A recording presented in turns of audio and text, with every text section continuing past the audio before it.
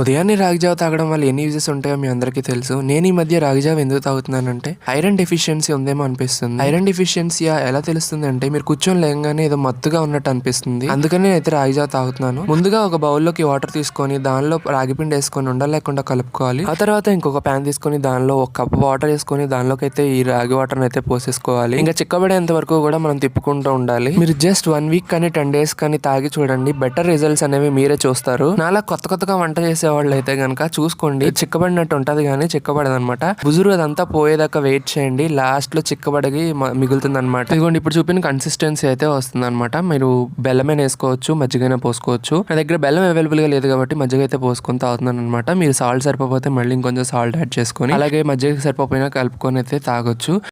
Video பிடிச்சிருது ஒரு like share comment subscribe பண்ணுங்க. Thank you for watching. அடுத்த వీడియోలో నా సందీపం నెక్స్ట్ వీడియోలో మళ్ళీ కలుసుకుంటాను. అంతవరకు బాయ్ బాయ్.